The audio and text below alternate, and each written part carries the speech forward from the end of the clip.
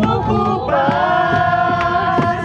Ang mga isda na lumalangoy ay mahal ng Diyos, di kumukupas.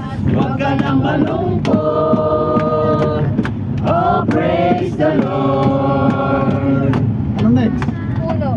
Ang mga puno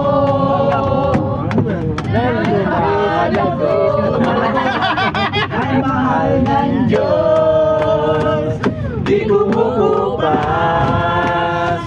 Ang mga puno na lumalago ay mahal ng Diyos, di kumukupas. Huwag ka na malungkot. Oh, praise the Lord. Ang mga Ewan ko.